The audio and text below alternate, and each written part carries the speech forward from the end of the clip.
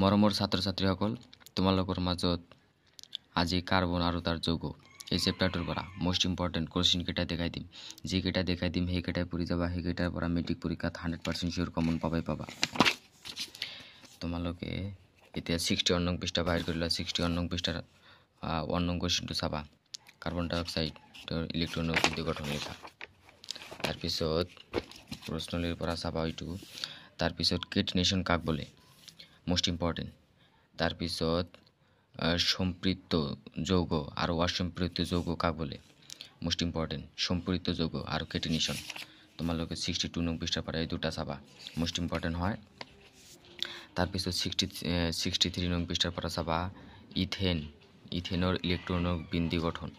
তোমালোকৰ দুটা দেখাই দিম, দুটাৰ পৰা এটা 100% চিয়ৰ কমন পাবা তোমালোকৰ মেট্ৰিক পৰীক্ষাত। তোমালোকে ইথেন আৰু ইথিন এই দুটাৰ পৰা 100% চিয়ৰ একটা পাবাই মেট্ৰিক পৰীক্ষাত। তোমালোকে এইটো চাবা, নোৱাৰিলে মোক কমেণ্ট কৰি ক'বা। তোমালোকে এতিয়া 65 নং পৃষ্ঠা উলিয়াই লোৱা। 65 নং পৃষ্ঠাৰ পৰা হেক্সেনৰ সংক্ষেপ আৰু তাৰ গঠন এইটো শিকিবা, মোষ্ট ইম্পৰ্টেণ্ট চাইক্লোহেক্সেন। তাৰপিছত বেঞ্জিনৰ ৰাসায়নিক সংকেত আৰু বেঞ্জিনৰ গঠন এইটো শিকিবা, মোষ্ট ইম্পৰ্টেণ্ট হয় তোমালোকৰ। তাৰপিছত তোমালোকে 66 নং পৃষ্ঠাৰ পৰা চাবা কাৰ্যকাৰীমূলক কাক বোলে, মোষ্ট ইম্পৰ্টেণ্ট তোমালোকৰ। তাৰপিছত তোমালোকে 68 নং পৃষ্ঠাৰ প্ৰশ্নলীৰ পৰা চাবা 2 আৰু 3। তাৰপিছত তোমালোকে 69 নং পৃষ্ঠা বাহিৰ কৰিলা। 69 নং পৃষ্ঠাৰ পৰা চাবা 4 নং কুৱেশ্যনৰ 1, 3 আৰু 4। তাৰপিছত তলত যৌগবোৰৰ নাম লিখা, এই গোটেইকেইটা চাবা, মোষ্ট ইম্পৰ্টেণ্ট হয় 5 নং কুৱেশ্যনত। তাৰপিছত তোমালোকে এতিয়া 71 নং পৃষ্ঠা বাহিৰ কৰিলা। 71 নং পৃষ্ঠাৰ পৰা তোমালোকৰ এটা 100% চিয়ৰ কমন পাবা। যোগাত্মক বিক্ৰিয়া আৰু প্ৰতিস্থাপন বিক্ৰিয়া তোমালোকৰ কাৰণে লিখি থৈছে, দুটাৰ পৰা এটা 100% চিয়ৰ আহিব।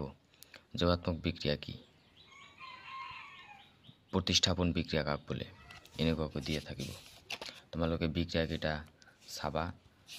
তাৰপিছত তোমালোকে প্ৰশ্নলীৰ পৰা 1 আৰু 2 চাবা, মোষ্ট ইম্পৰ্টেণ্ট হয়। তাৰপিছত তোমালোকে ইথানলৰ লগত ছ'ডিয়ামৰ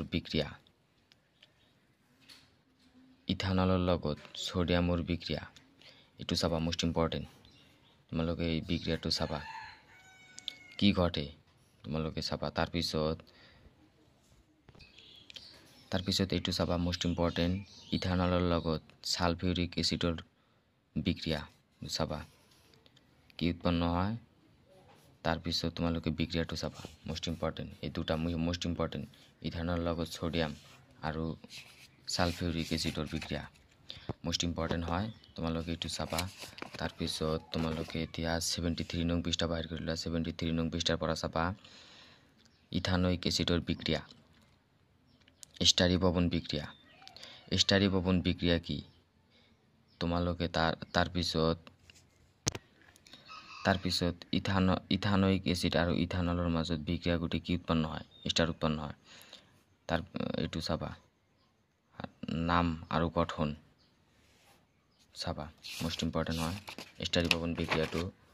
তাৰপিছত তোমালোকে 74 নং পৃষ্ঠা বাহিৰ কৰিলা। 74 নং পৃষ্ঠাৰ পৰা চাবা ইথানয়িক এচিডে কাৰ্বনেট আৰু হাইড্ৰজেন কাৰ্বনেটৰ লগত কিদৰে বিক্ৰিয়া কৰে, মোষ্ট ইম্পৰ্টেণ্ট হয়, এইটো চাবা।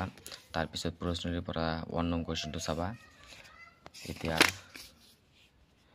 এতিয়া তোমালোকে অনুশীলনীৰ পৰা 1, 2, 3 MCQ গোটেইকেইটা চাবা। তাৰপিছত 5 নং কুৱেশ্যনৰ 1, তাৰপিছত তোমালোকে 5 নং কুৱেশ্যনৰ A, C আৰু D টো চাবা। তাৰপিছত 6 নং কুৱেশ্যনটো চাবা, সমগণীয় শ্ৰেণী কাক বোলে, উদাহৰণ দিয়া। তাৰপিছত তোমালোকে 8 নং কুৱেশ্যনটো চাবা, 11, 12, 13। তাৰপিছত 15 নং কুৱেশ্যনটো চাবা। যিকেইটা দেখাই দিলোঁ সেইকেইটাই চাবা, মেট্ৰিক পৰীক্ষাত 100% চিয়ৰ কমন পাবা।